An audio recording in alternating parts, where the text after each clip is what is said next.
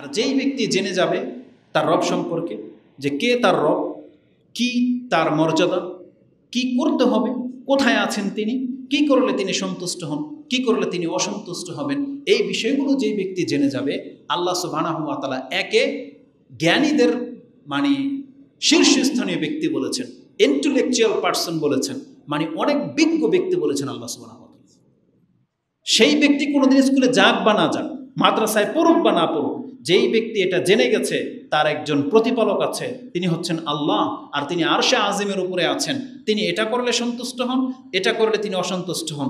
আল্লাহ সম্পর্কে যেই ব্যক্তি জেনে গেছে, আল্লাহ বিস্ময় করে বলতেছেন সে এই ব্যক্তি হচ্ছে উলুল আলবাব, জ্ঞানীদের একেবারে শীর্ষস্থানীয় ব্যক্তি। কোরআনের কথা।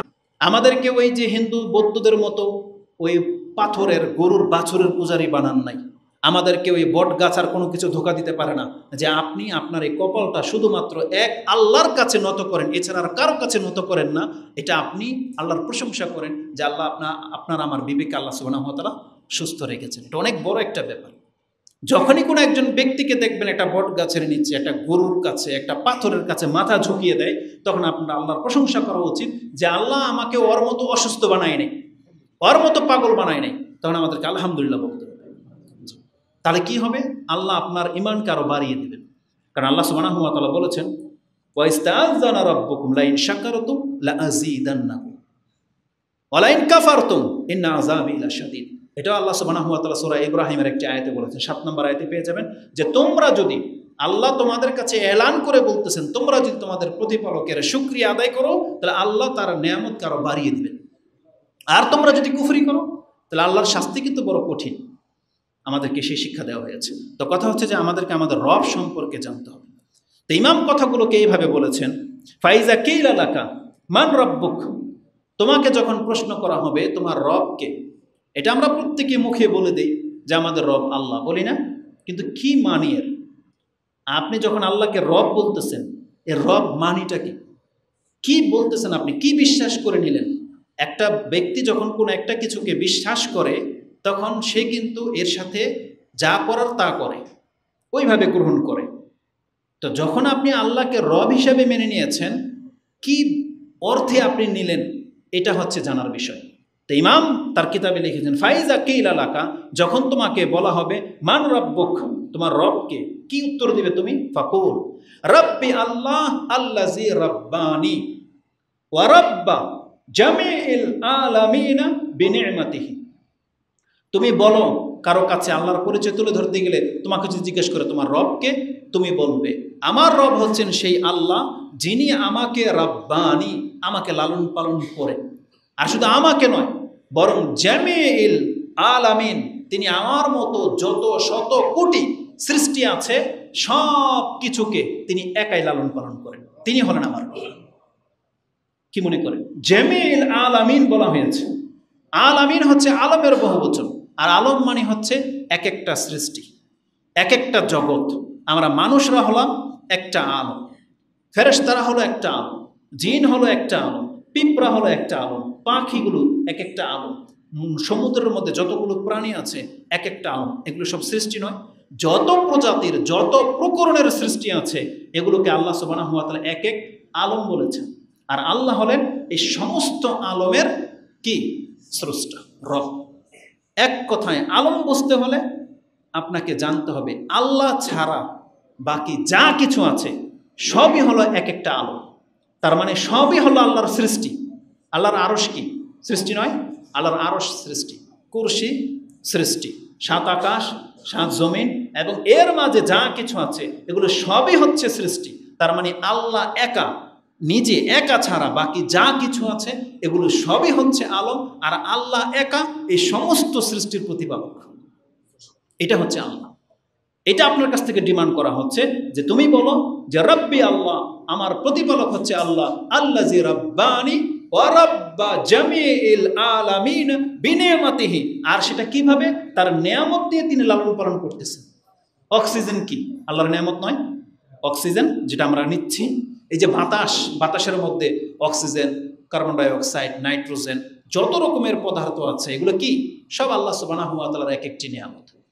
এই যে আমরা যে রিজিক খাচ্ছি জমিন থেকে, কত কিছু উদ্গত হয়, এই যে আমরা একটা আরামদায়ক পরিবেশে বসে আছি, ইলেকট্রিসিটির মাধ্যমে আমরা আরাম পাচ্ছি, এগুলো প্রত্যেকটা হচ্ছে আল্লাহর নিয়ামত, যা আল্লাহ সুবহানাহু ওয়া তাআলা আমাদেরকে দিয়ে রেখেছেন। আরে আমরা তো খুব কম কিছু দেখতে পাই, কিন্তু আপনি সমুদ্রের নিচে বড় বড় প্রাণীগুলো যে কত পরিমাণ খাদ্য তাদের লাগে, এটা একমাত্র আল্লাহ সুবহানাহু ওয়া তাআলা ভালো জানেন।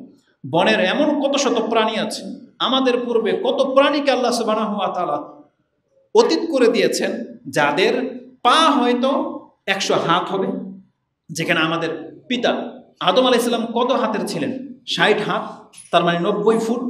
তাহলে তার মতো মানুষ কতটুকু লম্বা, প্রাণীগুলো কত বড় ছিল, যেগুলোকে আল্লাহ সুবহানাহু ওয়া তাআলা লালন পালন করেছেন। তা আল্লাহ সুবহানাহু ওয়া তাআলা আমাদের রব হলেন তিনি, যিনি আমাকে এবং সমস্ত সৃষ্টি জগৎকে লালন পালন করে থাকেন। তিনি হচ্ছেন আমাদের রব, তিনি হচ্ছেন আল্লাহ। দলিল কি? আমি আগেই বলেছি যে লেখক যে কোনো কথা বলবে তার কথার সাথে তিনি দলিল পেশ করেছেন, হয় কোরআন থেকে না হয় হাদিস থেকে। এই যে তিনি যে বলেছেন যে আমাদের রব হচ্ছেন সে আল্লাহ, যিনি আমার এবং সব কিছুর প্রতিপালনকারী, দলিল কোথা থেকে নিয়েছেন? তিনি বলেছেন, আর এই কথা তো আপনি নিজেই সাক্ষী দিচ্ছেন, আর এটা হলো কোরআনের সর্বপ্রথম আয়াত, যেটা বর্তমানে সিরিয়ালভাবে যে কোরআন সাজানো হয়েছে। সূরা ফাতিহার প্রথম আয়াত কি? আলহামদুলিল্লাহি রাব্বিল আলামিন। আপনি আর আমি বলতেছি প্রশংসা সেই আল্লাহ, যিনি হচ্ছেন রব্বুল আলামিন, যিনি হচ্ছেন রব সমস্ত সৃষ্টি জগতে। এই জন্য যখন তার পরিচয় আপনি পেশ করবেন, আপনি শুধু বলবেন না যে রব আল্লাহ হচ্ছেন আমার রব, বরং আল্লাহ শুধু আমার রব নন, যত সৃষ্টি জগৎ আছে যার সাথে আপনি কথা বলতেছেন, সে হোক ইহুদি, হোক খ্রিস্টান, হোক হিন্দু, নাস্তিক, যেই হোক, তাকে আপনি বলতেছেন আল্লাহ হচ্ছেন তিনি, যিনি আমার এবং তোমার রব। সে মানে না, এটা ওর ব্যর্থতা, কিন্তু আমি মেনে নিয়েছি, আপনি মেনে নিয়েছেন, আলহামদুলিল্লাহ।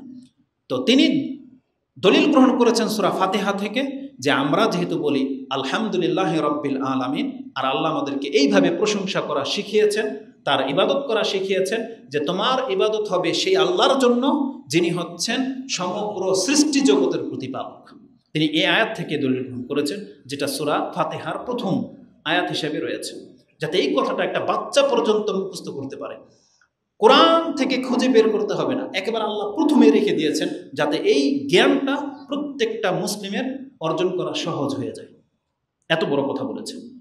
এখানে শুধুমাত্র আলহামদুলিল্লাহ রাব্বিল আলামিন বলে দিয়ে শুধু আল্লাহ বিশ্ব জগতের সমস্ত সৃষ্টির রব শুধু এতটাই প্রমাণ করা হয় নাই, কিন্তু আলহামদু শব্দ দিয়ে কি করা হয়েছে জানেন?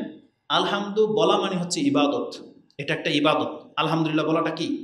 ইবাদত। এটা শুধুমাত্র একটা আরবি বাক্য নয়, এটা একটা ইবাদত। এটাকে কিভাবে আমি আপনাকে বোঝাবো? আপনি যখন কোনো ব্যক্তি শুকরিয়া আদায় করেন, আরবি ভাষায় বেশি জোর বললে এইভাবে বলতে হয় শুকরান লাক, মানে আপনার জন্য শুকরিয়া, শুকরিয়া আপনাকে। আল্লাহকেও বলা যায় শুকরান ইয়া রব, হে রব তোমার শুকরিয়া আদায় করলাম। কিন্তু এতে ওই ইবাদতের নেকিটা আসবে না যেটা আলহামদুলিল্লাহর মধ্যে রয়েছে। আপনাকে কেউ উপকার করেছেন, আপনি তাকে বলতে পারবেন না আলহামদুলিল্লাহ, আপনার প্রশংসা বলতে পারবেন না, কারণ মাদা আর হামদের মধ্যে পার্থক্য আছে। মাদা মানে হচ্ছে প্রশংসা, আর হামদ মানে প্রশংসা। আমরা যখন একে অপরের প্রশংসা করি, সেটা ইবাদতগত প্রশংসা নয়, এটা হচ্ছে জাস্ট শুকরিয়া, থ্যাঙ্কস। আমরা বলি না থ্যাঙ্কস, জাযা, জাযার অর্থে, মানে আল্লাহ সুবহানাহু ওয়া তাআলা আপনাকে এর বিনিময় দিক। যদি কেউ শুকরিয়া বলে যে ধন্যবাদ, আমরা বাংলায় কি বলি? ধন্যবাদ। এটা কোনোভাবেই ইবাদত হবে না, জাস্ট আপনি আপনার একটা দেশাচার, একটা শব্দ বলে দিলেন। কিন্তু আলহামদুলিল্লাহ শব্দটা, এটা হচ্ছে ইবাদত। এই জন্য এটা মানুষের ক্ষেত্রে প্রয়োগ করা হয় না, এটা কেবলমাত্র আল্লাহর ক্ষেত্রে প্রয়োগ করা হয়। রাসূলের ক্ষেত্রে হামদ প্রয়োগ করা হয় না, যে হামদুর রসুল, হামদুলির রসুল, মানে এটা রাসূলের জন্য প্রশংসা করা হয় না। আজ পর্যন্ত এরকম শব্দ আপনি পাবেন না। এটা একমাত্র আল্লাহর জন্য করা হয়। কেন? এটা ইবাদত। আর এটা কত বড় ইবাদত! ইমাম মুসলিম রাহিমাহুল্লাহ তিনি তার তাহারাতের প্রথম হাদিস 2 নম্বর অধ্যায়ের 422 নম্বরে পেয়ে যাবেন। আবি মালিক আল আশআরি তিনি বলেন, কালা রাসূলুল্লাহ সাল্লাল্লাহু আলাইহি ওয়াসাল্লাম আত-তুহুরু শাতরুল ঈমান ওয়ালহামদুলিল্লাহি তামলাউল মিজান। তিনি বলেছেন যে কালা রাসূলুল্লাহ সাল্লাল্লাহু আলাইহি ওয়াসাল্লাম, রাসূল বলেছেন পবিত্রতা হচ্ছে ঈমানের অর্ধেক। আর একবার আলহামদুলিল্লাহ যদি কেউ বলে, আলহামদুলিল্লাহ বললে তার মিজানের পাল্লা নেকি দিয়ে ভরে যায়। চিন্তা করা যায়? আলহামদুলিল্লাহ তামলাউল মিজান বলা হয়েছে। তেমনি সুবহানাল্লাহ, রাসূলুল্লাহ বলেছেন আলহামদুলিল্লাহ ওয়া সুবহানাল্লাহি ওয়াল হামদুলিল্লাহ। যদি এইভাবে কেউ বলে যে আল্লাহর পবিত্রতা ঘোষণা করতেছি, আল্লাহর প্রশংসা করতেছি, তাহলে রাসূলুল্লাহ বলেছেন তামলাআনি আও তামলাউ মা বাইনাস সামাওয়াতি ওয়াল আরদ। তাহলে যেই ব্যক্তি বলবে সুবহানাল্লাহি ওয়াল হামদুলিল্লাহ, এটা বলার সাথে সাথে শুধু মিজানের 2 পাল্লা না, বরং 7 আকাশ 7 জমিনের মাঝে যত গ্যাপ আছে আল্লাহ সুবহানাহু ওয়া তাআলা সব নেকি দিয়ে পূর্ণ করে দেন। এটা হচ্ছে আমাদের ধর্ম। তার মানে হামদ হচ্ছে প্রশংসা, হামদ হচ্ছে ইবাদত। আল্লাহ এই শব্দটা এনে দিয়ে আমাদেরকে বোঝাতে চেয়েছেন আলহামদুলিল্লাহি রাব্বিল আলামিন। আলহামদু মানে সমস্ত ইবাদত হচ্ছে আল্লাহর জন্য, যিনি সমস্ত সৃষ্টি জগতের মাবুদ, তিনি সমস্ত সৃষ্টি জগতের পালনকর্তা, এটা বোঝানো হয়েছে। এখানে শুধু আল্লাহর পরিচয় তুলে ধরা হয়নি, বরং ইবাদতটা সেই আল্লাহর জন্যই, যিনি আমাদের পালনকর্তা, এটাকে উদ্দেশ্য করা হয়েছে। এই আয়াতের এটাই যে উদ্দেশ্য, আপনি নিজেও কিন্তু তার সাক্ষী। কারণ একটু পরে গিয়ে আপনি যখন আল্লাহর প্রশংসা করেন, তারপরে বলেন আর রহমানুর রহিম মালিক ইয়াউমিদ্দিন, তারপরে আপনি কি বলতেছেন?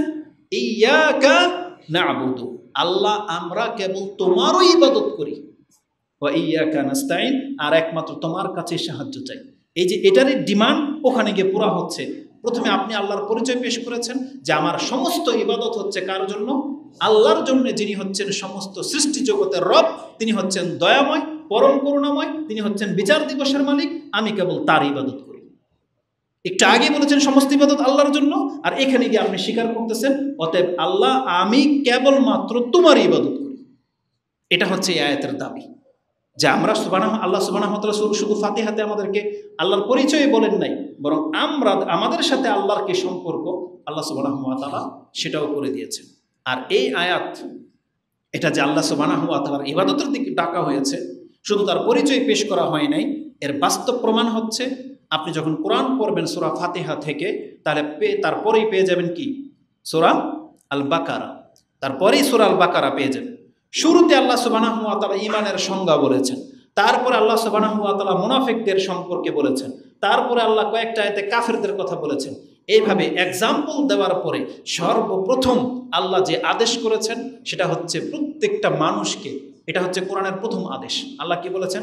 ইয়া আইয়ুহান নাসু উবুদু রাব্বাকুম আল্লাযী খালাকাকুম ওয়াল্লাযীনা মিন ক্বাবলিকুম লাআল্লাকুম তাত্তাকুন।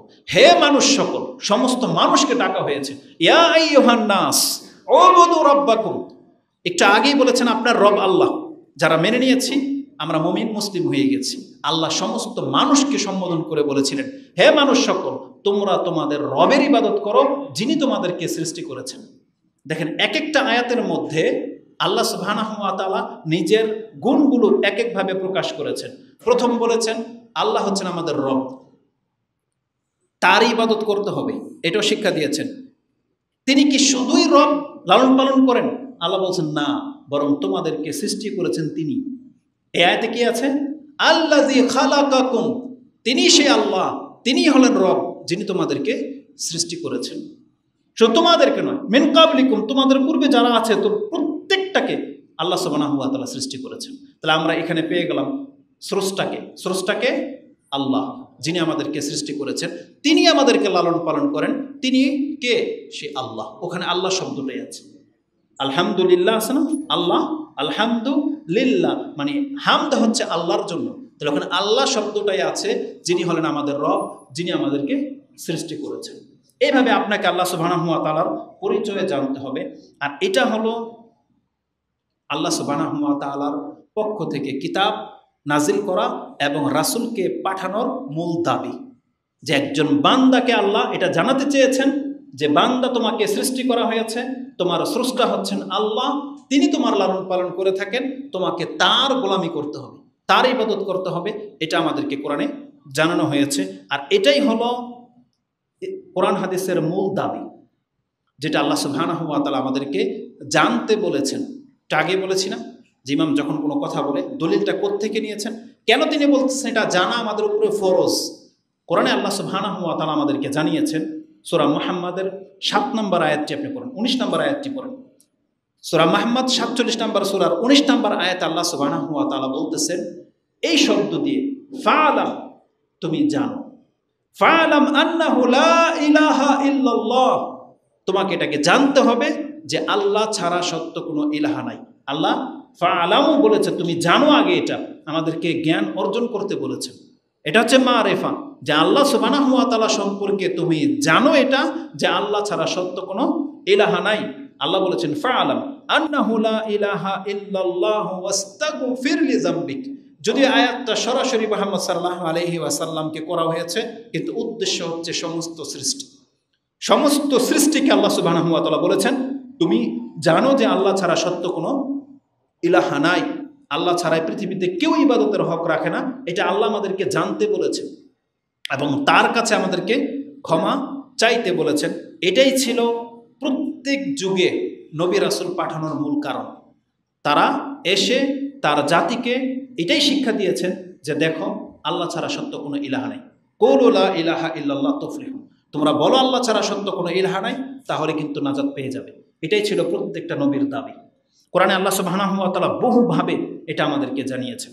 যেমন আল্লাহ সুবহানাহু ওয়া তাআলা বলেছেন কুল, আল্লাহ যে কেবলমাত্র একজন, ইবাদতের হক রাখে, এই কথাটা আল্লাহ সুবহানাহু ওয়া তাআলা কোরআনে বহু আয়াত দিয়ে আমাদেরকে জানিয়েছেন।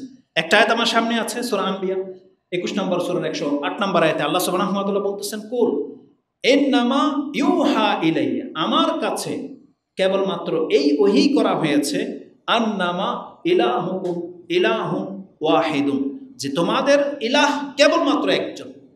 ইলাহুকুম ইলাহুন ওয়াহিদুন, তোমাদের ইলাহ মাত্র একজন। ইলাহ মানে যার উপাসনা করা হয়, যার ইবাদত করা হবে, তিনি মাত্র একজন। কয়জন? একজন। যেমন আল্লাহ সুবহানাহু ওয়া তাআলা তার পরিচয় আমাদেরকে সূরা ইখলাসে কি জানিয়েছেন? কুল হুয়াল্লাহু আহাদ, আল্লাহ হচ্ছেন এক। তাহলে আল্লাহ সুবহানাহু ওয়া তাআলা যখন এক, আর আল্লাহ আমাদেরকে সৃষ্টি করেছেন, তাহলে স্রষ্টা কয়জন? একজন। রাজ্জাক কয়জন? একজন। তাহলে রিজিক দাতা যদি একজন হয়, জীবন মৃত্যুর মালিক কয়জন? একজন।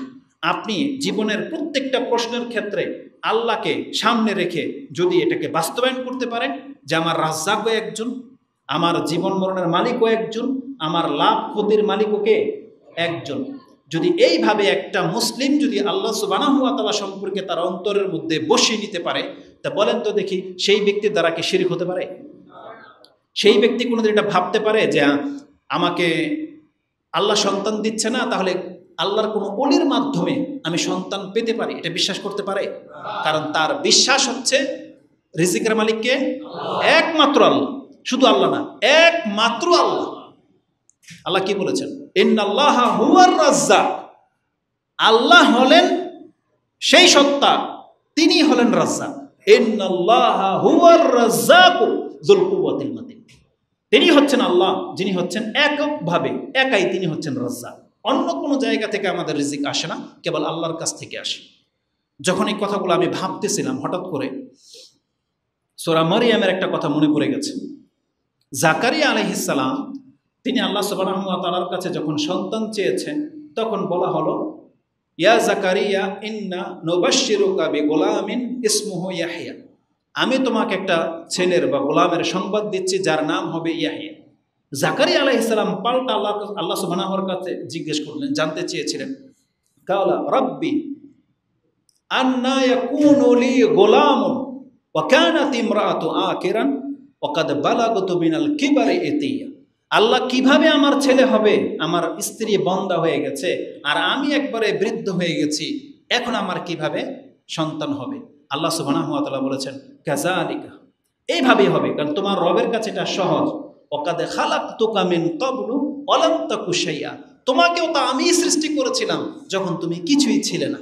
আল্লাহ কথাটা কি বলেছে একবার বলেন তো দেখি।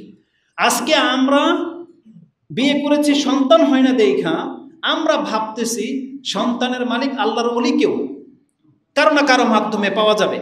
আল্লাহ বলতেছেন আরে তুমিও তো এক সময় ছিলে না, তোমার জন্মটা যখন আমার মাধ্যমে হয়েছে, আমি আল্লাহ করেছি, আমি তোমাকে সৃষ্টি করেছি, তো তোমার ঘরের সন্তানকে অন্য কেউ করে দেবে?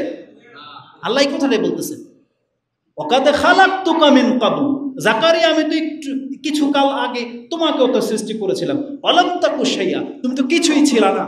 তাহলে যাদের বিয়ে করেছেন সন্তান হয় না, আপনাকে আয়াত মনে রাখতে হবে যে আমাকেও তো আল্লাহ সৃষ্টি করছেন, তাহলে আমার সৃষ্টিটাই যখন আমার রব করেছেন, তা আমার ঘরের সন্তানটা কে সৃষ্টি করবে?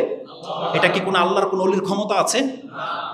আপনি এটা বিশ্বাস করেন যে মুরগির ডিম থেকে একটা আল্লাহর অলি মুরগি বের করে দিতে পারবে না? পারবে? আজ পর্যন্ত দেখেছেন কোনো ব্যক্তি? তাহলে আপনি কি করে এটা বিশ্বাস করে নেন যে আল্লাহর অলিরা সন্তান দিতে পারে? এটা কি করে মানুষ বিশ্বাস করে? আপনাদের মধ্যে এমন কেউ আছেন যেটা বিশ্বাস করে? কিন্তু আমাদের বাংলার সমাজে কি এমন কোনো মানুষ নাই যারা এটা বিশ্বাস করে? তাহলে কিসের ভিত্তিতে তারা কোরআন পড়ে না কেন? তারা আল্লাহ সুবহানাহু ওয়া তাআলাকে চিনল না কেন? যে আল্লাহ সুবহানাহু ওয়া তাআলা হচ্ছেন একাই রাজ্জাক, তিনি যাকে চায় সন্তান দেন, যাকে চায় ছেলে দেন, যাকে চায় মেয়ে দেন, যাকে চায় কিছুই দেন না। এই কথাগুলোকে কোরআন আমাদেরকে জানানো হয়নি? এটা আল্লাহর ইচ্ছা। তাহলে কোরআন থাকতে একটা ব্যক্তি গোমরা হয় কি করে? যার কাছে কোরআন আছে, যার ঘরে কোরআন, যার ইমাম তাকে কোরআন দিয়ে সালাত পড়ায়, তাহলে সেই মুসাল্লি আবার গোমরা হয় কি করে? তাহলে শয়তান কিভাবে তাদেরকে নিয়ে নেয়? এটার মূল কারণ হলো তারা কোরআন অনুধাবন করে না। ইমাম যে তাদেরকে কি খুতবা দেয়, সেই ব্যক্তি সেটা আমলে নেয় না, কথাগুলোকে মূল্যায়ন করে না। এটা হচ্ছে আমাদের সব থেকে ত্রুটি। না, আমাদেরকে কোরআনের কথাগুলোকে মূল্যায়ন করতে হবে। কোরআন আমাদেরকে যে ডিমান্ড করেছে সেটা আপনার জীবনে বাস্তবায়ন করতেই হবে, নাহলে কবরে সে জবাব আপনি দিতে পারবেন না। আপনাকে যখন বলা হবে মান রাব্বুক, আপনি বলতে পারবেন না যে আমার রব আল্লাহ, কারণ আপনি তো এই জায়গাতে অন্য কাউকে বসিয়ে রেখেছিলেন। আপনি তো ভেবেছিলেন যে আপনার বাগানে যেহেতু আল্লাহ ফল দেয় না, তাহলে আমি মাজার থেকে একটা চক্কর নিয়ে আসি, এই বছর যেহেতু আমি আজমির থেকে আসছি, তাহলে এই বছর আমার বাগানে অনেক ফল আসবে। এটা কোনো মুসলমানের বিশ্বাস হতে পারে? কিন্তু অধিকাংশ মানুষ এটাই বিশ্বাস করে। সে মাজার আজমির থেকে ঘুরে আসতে দেখা তার সন্তান হয়, তার মেয়ের ঘরে সন্তান হয়, এটা মুসলিমরা বিশ্বাস করে। আর আমরা চিনি তাদেরকে, তাদের কথাগুলো আমাদের কানে আসে, যে এই মন বিশ্বাস রাখে যে বাগানে তার ফল হয়েছে খুব বেশি, মাছে খুব বরকত হয়েছে। কেন? অমুক বাবার মুরিদ হওয়ার কারণে। এগুলো যে আল্লাহর পক্ষ থেকে আসে, এটা মানুষ কেন বিশ্বাস করতে চায় না? কেন মানুষ বোঝে না যে আল্লাহ সুবহানাহু ওয়া তাআলা ওই যে বাবার মাধ্যমে আমি পেয়েছি এটা দাবি করলাম, সেই বাবাকেও তো আল্লাহ সৃষ্টি করেছে। কে সৃষ্টি করেছে? আল্লাহ সুবহানাহু ওয়া তাআলা শুধু এই কথা বলেছেন, আপনি সূরা লোকমানের দিকে ফলো করুন। আল্লাহ বলছেন হাযা খালকুল্লাহ, তোমার নজরে যা কিছু আছে এগুলো সব হচ্ছে আল্লাহর সৃষ্টি। ফারুনি মাযা খালাকাল্লাযিনা মিন দুনি, তুমি আমাকে দেখাও দেখি আল্লাহ যা কিছু সৃষ্টি করেছে এগুলো সব তো তোমার সামনে স্পষ্ট। তুমি আমাকে দেখাও আল্লাহ ছাড়া তোমার বাবা কি সৃষ্টি করেছে, একটা সৃষ্টি তুমি আমার সামনে পেশ করো। এটা আল্লাহ ওপেন চ্যালেঞ্জ করেছেন কোরআন। সূরা লোকমানের 11 নম্বর আয়াতে আপনি পেয়ে যাবেন। আল্লাহ বলেছেন যে দেখোই তোমার চোখের সামনে যতগুলো সৃষ্টি দেখতে পাচ্ছ এগুলো সব কে সৃষ্টি করেছে? আল্লাহ। তা আল্লাহ বলছে যে একটা সৃষ্টি দেখাও যেটা তোমার ওই যে ওলির কথা তুমি বলতেছ, কে কি সৃষ্টি করেছে সেই সৃষ্টিটা আমার সামনে পেশ করো। আল্লাহ তো ওপেন করেছে। তারপরে মানুষ জানে যে কেউ কিছু সৃষ্টি করতে পারে না, তারপরে আল্লাহ ছাড়া অন্যের কাছে গিয়ে মাথা ঠোকায় কেন? কেন সে মসজিদে আসলে শান্তি পায় না? কেন সে সেজদা করে আল্লাহর কাছে চায় না? কেন সে মাজারে গিয়ে চায়? কেন? কারণ তার শিক্ষার ত্রুটি আছে, সে তার ধর্ম বোঝে না। এই যে আল্লাহ সুবহানাহু ওয়া তাআলা সম্পর্কে যে তাকে বলা হয়েছে তার জ্ঞান হাসিল করতে, যে আল্লাহ বলছেন ফা'লাম আন্নাহু লা ইলাহা ইল্লাল্লাহ, এটা সে শিক্ষা নেয়নি। সে কোনো আলেমের সাথে বসে না, শিক্ষা নেয় না, কারণ সে এমন ব্যক্তিদের সাথে ঘোরে যারা হয়তো ঠিকমতো গোসলই করে না। এমন ব্যক্তিদের কাছে সে মুরিদ হয়ে যায়। এটা মোটেও কাম্য নয়। এজন্য আমাদেরকে বলা হয়েছে, আল্লাহ সুবহানাহু ওয়া তাআলা বলেছেন যে হে নবী আপনি বলে দেন আপনার কাছে কেবল এই ওহী করা হয়, কুল ইন্নামা ইউহা ইলাইয়া আন্নামা ইলাহুকুম ইলাহু ওয়াহিদ, আমাদের ইলাহ মাত্র একজন, তিনি হচ্ছেন আল্লাহ সুবহানাহু ওয়া তাআলা। ফাহাল আনতুম মুসলিমুন, এটা জানানোর পর আল্লাহ বলতেছেন তোমরা কি এখন ইসলাম গ্রহণ করবে? তার মানে কি তোমরা কি মুসলিম হইবা? তার মানে যেই ব্যক্তি এটা মেনে নেয় যে আল্লাহ আমাদের ইলাহ হচ্ছেন একজন মাত্র, তিনি হচ্ছেন আল্লাহ, তার মানে সেই ব্যক্তি হচ্ছে মুসলিম। আল্লাহ কি বলছেন? ফাহাল আনতুম মুসলিমুন, ফাহাল আনতুম মুসলিমুন, তোমরা কি ইসলাম গ্রহণ করবা? তার মানে মুসলিম হতে হলে আপনাকে এই কথা মানতে হবে যে আমাদের ইলাহ মাত্র একজন, তিনি হচ্ছেন আল্লাহ সুবহানাহু ওয়া তাআলা। এটা মানতে হবে। আল্লাহ সুবহানাহু ওয়া তাআলা অনেক অনেক আয়াত, এই মর্মে আমি প্রায় 100খানি আয়াত পেয়েছি, কিন্তু আমি যে আয়াতগুলো আপনার সামনে পেশ করব দেখেন কত গুরুত্বপূর্ণ। আল্লাহ কি বলেছেন এখানে? মুসলিমের কথা আছে, যে তুমি যদি এক আল্লাহকে ইলাহ হিসাবে মানতে পারো তাহলে তুমি মুসলিম, আর যে মানতে না পারো তাহলে তুমি মুসলিম নও।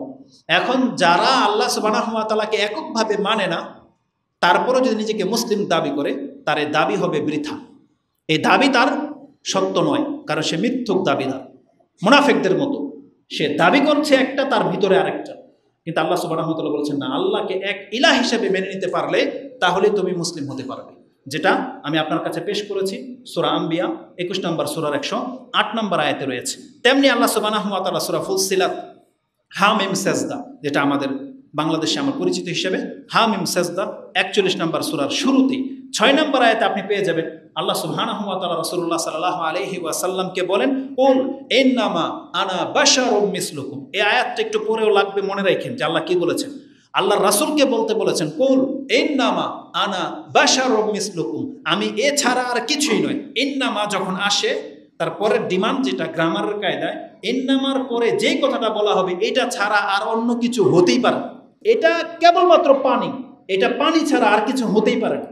যখন আমি পানি প্রমাণ করতে যাব, ইন্নামা যদি নিয়ে আসি তাহলে পানি ছাড়া এটা আর কিছু হতেই পারে না। তো আল্লাহ সুবহানাহু ওয়া তাআলা বলেন, কুল ইন্নামা আনা বাশারুম মিসলুকুম, আমি কেবল তোমাদের মতো একজন মানুষ ছাড়া আর কিছুই নই। পার্থক্য কি? ইউহা ইলাইয়া, পার্থক্যটা হলো শুধু আমার কাছে ওহী আসে, তোমার কাছে ওহী আসে না। এটাই হলো সব থেকে বড় পার্থক্য। আমাদের আর রাসূলের মাঝে বড় পার্থক্য কি? তার মর্যাদাটা কোথায়? যে আল্লাহ সরাসরি তার সাথে কথা বলে, আমাদের সাথে কথা বলে না। সরাসরি কথা বলে মানে তার মানে ওহী পাঠে তার কাছে, আমাদের কাছে সেটা আসে না। এটাই হলো সব থেকে বড় পার্থক্য। কিন্তু সৃষ্টিগত দিক থেকে তিনি আমাদের মতো একজন মানুষ। এই আয়াতটা একটু পরে আমাদের লাগবে। ইলাইয়া আন্নামা ইলাহুকুম ইলাহু ওয়াহিদ, রাসূল কি বলেছেন? যে আমার কাছে কি ওহী করা হয়, যে জেনে নাও আন্নামা ইলাহুকুম ইলাহু ওয়াহিদ, তোমাদের ইলাহ মাত্র একজন, এক আল্লাহর ইবাদত করতে হবে এই জমিনে। এই ওহী আমার কাছে করা হয়েছে। ফাস্তাকিমু ইলাইহি, অতএব তোমরা তার দিকে ইস্তেকামাত গ্রহণ করো, তার প্রতি ঈমান আনার পরে সেই ঈমানের উপরে তুমি অটুট হয়ে যাও। এই ঈমান যেন কোনোভাবে তোমার ভেঙে যেতে না পারে। ফাস্তাকিমুহু ইলাই, তার দিকে তোমার ইস্তেকামাত হয়ে যাওয়া উচিত। এবং ওয়াস্তাগফিরুহু, তোমরা ক্ষমা চাইলে কার কাছে চাইবা? আল্লাহর কাছে চাইবা। বলা হচ্ছে ওয়াস্তাগফিরুহু, তার কাছে তুমি ক্ষমা চাও। এই শিক্ষা দিয়ে রাসূল সাল্লাল্লাহু আলাইহি ওয়াসাল্লাম আমাদের মাঝ থেকে বিদায় নিয়েছেন। আমাদেরকে এই শিক্ষা দিয়েছেন যে তোমাদের ইলাহ একমাত্র আল্লাহ, তার ঈমানের উপরেই তোমরা অটুট হয়ে যাও এবং তার কাছেই তোমরা ক্ষমা চাইবে। রাসূল সাল্লাল্লাহু আলাইহি ওয়াসাল্লাম বলছেন, ওয়াওয়াইলুল লিল মুশরিকিন, যারা আল্লাহর সাথে শিরিক করে তারা ধ্বংস হোক। কি বলেছেন আল্লাহ? ওয়াওয়াইলুল লিল মুশরিকিন, এবং ধ্বংস হোক কারা? যারা আল্লাহর সাথে শিরিক করে। এখানে মুশরিকদের কথা বলা হয়েছে, যারা এক আল্লাহর প্রতি ঈমান রাখে না, বিভিন্নভাবে অন্তর কোনো দিকে ঝুঁকে যায়, এই ধরনের মুশরিকদের উপর আল্লাহ সুবহানাহু ওয়া তাআলা ওয়াইলের ঘোষণা দিয়ে দিয়েছে, এরা ধ্বংস হোক। এটা সূরা ফুসসিলাত হামিম সাজদার 6 নম্বর আয়াতে রয়েছে। তেমনি আল্লাহ সুবহানাহু ওয়া তাআলা কোরআনে বহুবার এইভাবে বলার পরে সেটা চূড়ান্ত আয়াত, সেটা আমি সূরা ইব্রাহিমের শেষে গিয়ে পেয়ে গেলাম। সূরা ইব্রাহিম 14 নম্বর সূরার সর্বশেষ আয়াত 52 নম্বর আয়াতে আল্লাহ সুবহানাহু ওয়া তাআলা বলতেছেন, হাযা বালাগুল লিন্নাস, এটা হচ্ছে খোলাখুলি আলোচনা। হাযা বালাগুল লিন্নাস, মানুষকে পৌঁছে দেওয়ার মতো এটাই হচ্ছে স্পষ্ট কথা। বালা বলা হয়েছে, বালাগুল লিন্নাসি ওয়ালিউনযারু বিহি, আর এটাই হচ্ছে সতর্কতার জন্য স্পষ্ট কথা। ওয়ালিউনযারু বিহি, আল্লাহ কোরআন নাজিল করে দিয়ে কথা বলতেছেন যে মানুষকে সতর্ক করার জন্য এটাই হচ্ছে সুস্পষ্ট কিতাব। ওয়ালিয়ালামু আন্নামা হুয়া ইলাহুন ওয়াহিদুন, আর যাতে করে তাদেরকে এই কথা শিক্ষা দেওয়া যেতে পারে যে তাদের রব কেবলমাত্র এক ইলাহ, তাদের ইলাহ কেবলমাত্র একজন। এই কথা শিক্ষা দেওয়ার জন্য এই কোরআন নাজিল করা হয়েছে। ওয়ালিয়াযাক্কারা উলুল আলবাব, আর আল্লাহ সুবহানাহু ওয়া তাআলা বলেছেন যাতে জ্ঞানীদেরকে উপদেশ দেওয়া যেতে পারে, এই কোরআন এই জন্য নাজিল করা হয়েছে। যে কোরআনটা কেন নাজিল করা হয়েছে? এটা বালাগুল লিন্নাস, মানুষের কাছে প্রচার করার জন্য, মানুষকে সতর্ক করার জন্য, মানুষকে এই কথার শিক্ষা দেওয়ার জন্য যে তাদের ইলাহ মাত্র একজন, এবং জ্ঞানীদেরকে উপদেশ দেওয়ার জন্য যে জ্ঞানীরা কিভাবে পথ চলবে। এই কোরআন হচ্ছে সেই কিতাব। এটা নাজিল করে দিয়ে আল্লাহ বলতেছেন যে কোরআনের মাধ্যমে আমাদেরকে শিক্ষা দেওয়া হয়েছে আমাদের ইলাহ মাত্র একজন, যার ইবাদত করা হোক। এই পৃথিবীতে আল্লাহ ছাড়া যাদের ইবাদত করা হচ্ছে এরা কেউ নাজাত পাবে না। কারণ বিচারের মাঠে অনেক লম্বা একটা হাদিস আছে। প্রথম আল্লাহ সুবহানাহু ওয়া তাআলা হাসরের মাঠে আসার আগেই আল্লাহর পক্ষ থেকে ঘোষণা করা হবে, মান কানা ইয়াবুদু শাইআন ফালিয়াত্তাবি ওয়া ইয়াতবাউ মান কানা ইয়াবুদু শামসা শামসান ওয়া ইয়াতবাউ মান কানা ইয়াবুদুল কামারা কামারান ওয়া ইয়াতবাউ মান কানা ইয়াবুদু তাওয়াগিত তাওয়াগিত। প্রথম ঘোষণা করা হবে আল্লাহর পক্ষ থেকে। সমস্ত মানুষগুলো আল্লাহর সামনে থাকবে, আল্লাহর পক্ষ থেকে বলা হবে, কারণ এখানে কাফের, পাপী, নাস্তিক সব থাকবে, আল্লাহ তাদের সামনে আসবে না। আল্লাহর পক্ষ থেকে একজনকে পাঠানো হবে ফেরেশতা, সে এসে বলবে আল্লাহ বলেছেন দুনিয়াতে যে যার ইবাদত করতে তার সাথে হয়ে যাও। সূর্যের পূজারীরা সূর্যের দিকে হয়ে যাবে, চন্দ্রের পূজারীরা চন্দ্রের দিকে হয়ে যাবে। তারপরে এই দুইটা শব্দ বলার পরে তাওয়াগীত বলে দিয়ে, মানে এই পৃথিবীতে আল্লাহ ছাড়া যার ইবাদত করা হতো প্রত্যেকটাকে তাগুত বলা হয়। সেটা রাষ্ট্রের নায়ক হোক, সেটা একটা পাথর হোক, সেটা একটা বট গাছ হোক, সেটা যদি গরু হয় গরু, যা আছে।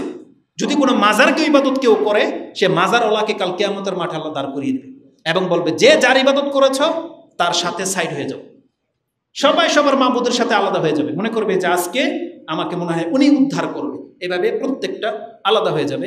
কেবলমাত্র ওয়াবকা হাযিহিল উম্মাহ, কেবলমাত্র এই উম্মত বাকি থাকবে হাসরের মাঠে, যারা আল্লাহ ছাড়া আর কারো ইবাদত করেনি। বাকি সবগুলোকে হাসরের মাঠ থেকে খালি করে দেওয়া। ইহুদিদেরকে বলা হবে তোমরা কার ইবাদত করেছো? তারা বলবে উযাইর ইবনুল্লাহ, আমরা আল্লাহর ছেলে উযাইরের ইবাদত করেছি। খ্রিস্টানদেরকে বলা হবে তোমরা কার ইবাদত করেছো? তারা বলবে মাসীহ ইবনুল্লাহ, আমরা ঈসা মাসীহ আল্লাহর ছেলের ইবাদত করেছি। আল্লাহ বলবে এখন কি চাও?